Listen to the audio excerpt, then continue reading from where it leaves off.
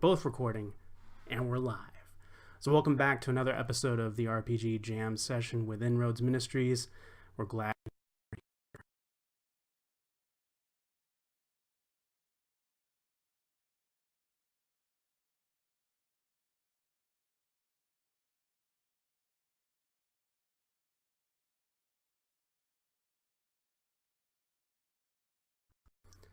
All right, so today we are here to talk about less is more.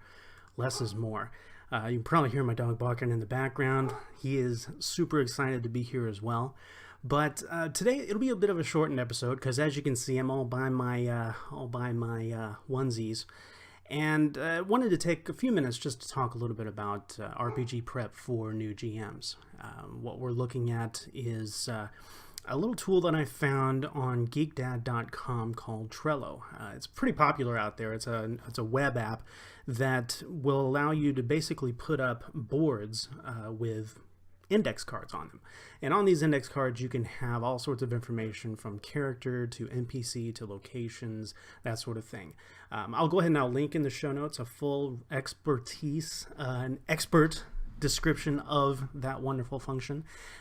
It's an app that you can get on your phone, whether it's Android or iPhone, and then it also will link through the mystery of the cloud to all of your devices so that you can make updates, that sort of thing.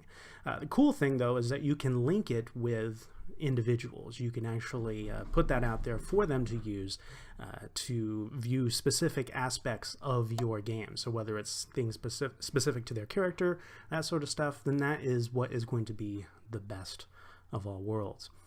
So when I first posted about this information, or about this episode, I actually had just got done watching the new movie Logan in movie theaters, and I have to tell you that it left me with a pretty big impression. Number one, I'm going to go ahead and let you guys know I'm not going to do any spoilers on the film. If I do feel that I'm getting into spoiler country, I will let you know so that way I don't ruin anything for you on the film. But I think the trailers have kind of given an insight into what the film is about. It's no secret that this is going to be Hugh Jackman's last rodeo as our favorite knucklehead. But in any case, though, he has put forth a performance that I thought was masterclass. Him, Patrick Stewart, of course, and this young lady who is portraying, I think for those in the know and in the comic circles, we know who she is, but portraying this particular character. And something that I understood right off the bat is that there's a whole world in the backdrop of this film. There's a lot of stuff that's kind of hinted at. There's a lot of things that are kind of left for us to kind of guess as we watch the film. There are a lot of elements in this particular I don't know, I'm trying not to gush about it and also like throw out spoilers here, but there are so many elements within this film that really got me thinking about how I run games as a game master. And I thought it might be some helpful tidbits for folks out there who are new to this hobby, and maybe folks, as I have always said, the old grognards out there like myself who have who've done this for a long time and maybe looking for some new skills. So in any case, less is more. Less is more. The reason I bring this up for this particular instance, and especially with this film, is the idea of the backdrop, of the history that's gone on between the point in time we last saw Wolverine to the point in time where we find him here. All of the years in between, all of the events that have occurred, all of these things that have transpired, we're kind of left to wonder. We get little snippets, little descriptions here and there. We do get some exposure. We do get some some descriptions of what has happened, but it's not a lot. And it made me think that in concert with me reading this article from Geek Dad in regards to the application Trello, Trello, I think we mentioned it last week with the Mad Cleric. The thing that got me thinking about this was the idea of less is more, and then leaving avenues open for whether it's the audience or, more importantly, the players to actually add in some information and to draw their own conclusions as to what's happening in the world around them. And some of these things can feed into the actual world, so maybe describing cities or describing landscapes, the average temperature of a particular land. Maybe I've gone through and I've opened up a scene and I haven't described how cold it is or how warm it is or how many trees are around. Maybe leave it open to them. Where are we in this case? So this concept isn't new, and it's something that's been happening for quite some time when it comes to RPGs these days. But what I really enjoy is getting the perspective of the players. So I'm not only getting information about the scene or the landscape, I'm also getting information about them. What do their characters perceive in the world around them? And that gives me insight into who they are. So if I have a character who is maybe a ranger, who my preconception would be, well, he's probably going to like the trees, he's probably going to notice footprints, he's probably going to notice all of these things. But I actually had the benefit of being in a game with a player who, one of my players, who decided they're a ranger, but they're a guide out of necessity. And this particular necessity was to know the wild environments outside of the city walls. And so they had to learn about the trees, that sort of thing. But when I asked them what landscape or what scene would define this character, where would we find them if we wanted to define them as a character, and he immediately said a tavern. There is a brawling pit, and most likely I'll be there at that brawling pit, either betting on the fights or partaking in the fight if I feel the moxie rising. So that gave me a completely different perspective of this ranger. Yeah, he's got the bow and arrow, he's got all of these implements and tools of a ranger, but at the same time, he's more of a city guy. He's more of an urban stalker type character. We have templates out there for these types of player characters, whether it's in D&D or Pathfinder or whatnot. But it's a way of saying, what, I could have just said, you're in the forest and you're a tracker and so on and so forth, and then have these notions in my head of who this character is, only to find out that I'm actually paying them a disservice by not really paying attention to who or what they are. So when thinking about your setting and when thinking about your game, sometimes the angle of less is more can be very helpful in drawing out information from the players.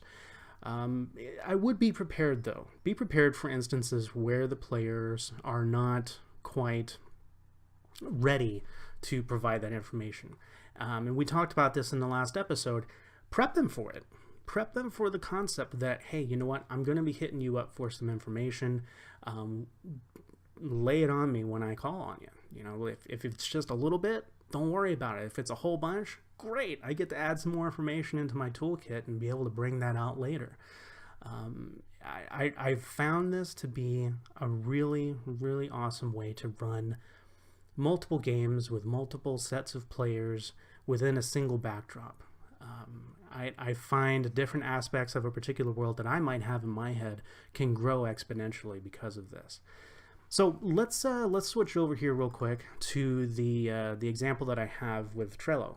This is, again, an app that provides opportunities for your players to basically join in on the fun.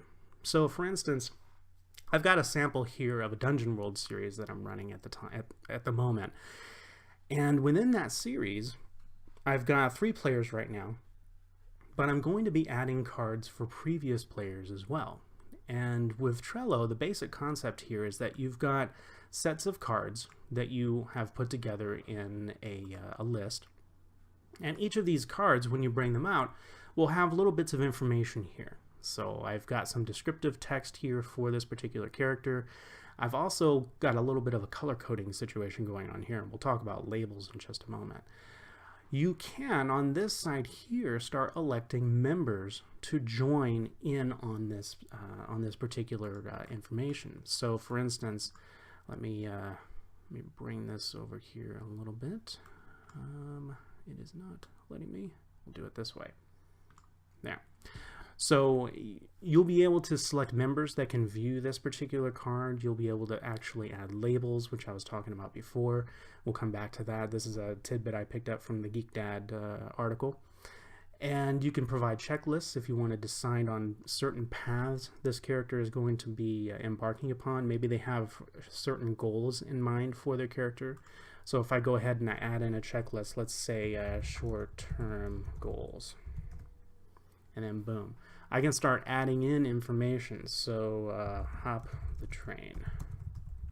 So there's one. Next one is survive the train. There's some short-term goals, and then track the blue gate. Don't judge me for my typing experience.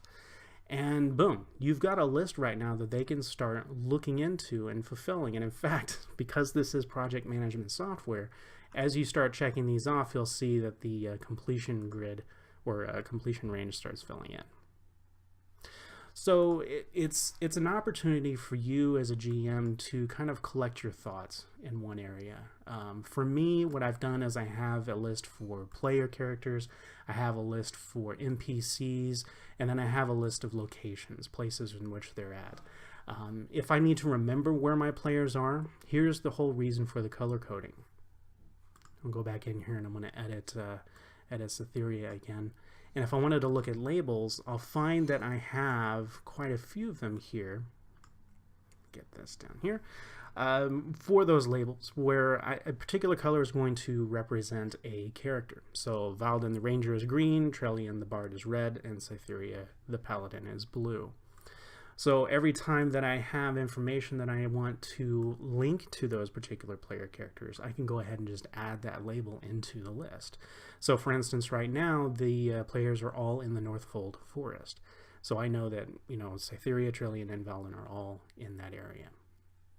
So if I end up having to change that, like let's say maybe one of them didn't make it off of the train, well, boom, Bob's your uncle, they're going to be listed right there, not a problem.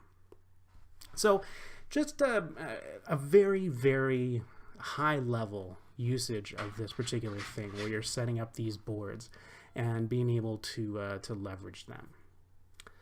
So let's see here. What if we do this? If I wanted to go ahead and add new cards, here's what they look like. Very basic. So let's say I'm going to add in, we'll add in biscuits. And I want to go ahead and I want to edit this, and then boom, it opens it up for me, and I'm done. All right, so, you know, whatever information I want to put in there, blah, blah, blah, all set. And I'll save that. We have a comment in there. What I can do is if I decide that maybe Biscuits isn't really a player character that I want to use, I can actually shift them over to another board. So let's say it's an NPC. You can also archive some of the cards. You can archive boards or lists, and then you can archive the entire board, which is what this entire thing here represents. Now again, as I mentioned, these are shareable across platforms. So if you have an iPhone, or somebody has an Android phone, or you're using a tablet, or you're using your plain old-fashioned computer, you can actually connect through the website there versus an app and actually share the information across multiple devices. In addition, you can share it with specific people. As they log in and create IDs within Trello, you can share with them specifically what you want them to see. So if there's information here, like for instance, if I have the Gnomish Iron Carriage Authority, trains really in Fantasyland, I'll be able to go ahead and attach members to this particular entry and then say, okay, I want them to be able to see things. You know, I want them to see the information that's here. So that is Trello in a nutshell. Again, it's just giving you guys an opportunity to see what it can do, its capabilities, especially when it's adding to your particular sessions. Again, the great thing here is that you're also finding a, just check the chat here real quick, nothing there.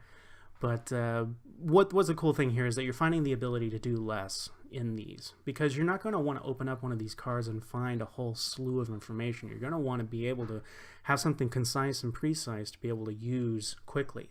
And in fact, much owing to this article in Geek Dad, this is my GM screen. Especially when I'm doing these games online, I'm able to actually go forth and play my game, have Trello open, whether it's on a cell phone or it's on my laptop in front of me, and I can actually take notes as I go. Little bits of information here and there. Maybe an NPC comes flying in that I didn't think was going to be important, but turns out to be important. I can add them to the fronts and NPCs section right there. If it's names, I could have a separate board with just names and locations that I can just pop out real easily. In fact, the author of the Geek Dad article that's linked below was able to work his magic by connecting to Donjon and grabbing all those random names at the touch of a button through a URL link, and boom, he or she's going to be all set, right? So that's basically it. Short and sweet episode. I wanted to talk a little bit about what it means to have less is more in a campaign. There's folks out there, and myself included, where I really like to just throw a novel at the game. Even if it's a one-shot or a trilogy, I'll have, again, the iceberg effect. We've talked about that in prior episodes, where I have about this much is being shown to the players, but then I have, gigabytes of info below there that never sees the light of day. There's nothing wrong with that. Over time, it's going to compile, and you're going to be able to use that information, whether in that session or another session altogether.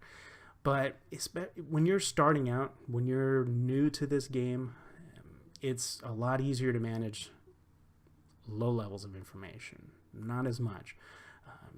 Get yourself into the rhythm of a particular tool that you like to use, whether it's Microsoft OneNote or it's Google Drive or something like this, like Trello. Pointing this way. If that's what's going to be able to get you in the game faster, more efficiently, and more importantly, be able to focus on your players, then more power to you. That's the thing that you want to do. Because with RPGs, and especially being a game master in this hobby, it's about the players around you. It's about the friendships that you're making, the connections that you're making around that table, around the digital screen. That's going to make all the difference in how well your game's going to flow. So find the tool that suits you the best. If Trello is one that's good for you, go for it. Let's use it. It's a lot of fun. I've just now begun using it. As you can see right there, my first game that I'm using. Dungeon World right there. It's my first game that I'm using this tool. Normally I'll use something like Roll20, where they have the ability to have all of these notations, entries, and you can sort them, put them in folders, that sort of stuff, where I can keep my whole game on Roll20. But as I've been kind of moving away from details, a lot of details that real life tends to like get in the way and starts messing around with your time, and I realized that I need something that I can update on the fly efficiently, quickly, that I can share quickly with my players, and that isn't going to get in the way of my old brain learning how to do it. So Roll20 is still my standby. Fantasy Grounds is another fantastic example of being able to organize your game and to have all sorts of wonderful bells and whistles that are involved there. But I've been kind of backing off a bit.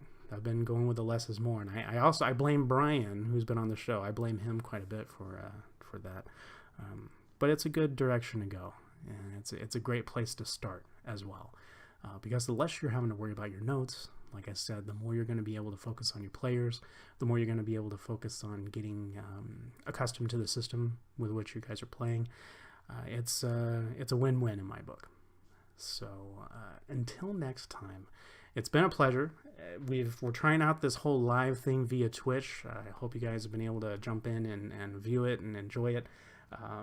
And if there's any questions that you have, be sure to notate something here on YouTube. Well, I'll upload this to YouTube, so it'll be on our channel. And then also you can find me in the Tavern. Hit me up with any questions that you might have. If you want to know a little bit more about Trello and how I use it, I'll be glad to chat with you. You can also find me on Twitter at GSPKHEEGAN. You actually can see that on the top right-hand side of the screen right there. So until next time, I hope everything is going great with y'all's games. I hope that you are enjoying them and not letting them stress you out. This is a hobby. This is for fun. This is for friendships. even the one-shots become an important avenue for learning more about the people around the table. So don't let the nitty-gritty technical hooey-fluey get in the way of that.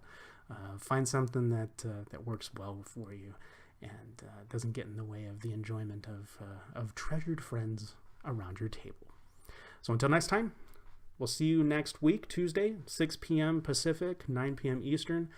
We'll try and make this a regular thing, assuming health allows, and we'll be looking at having a guest entry next Tuesday.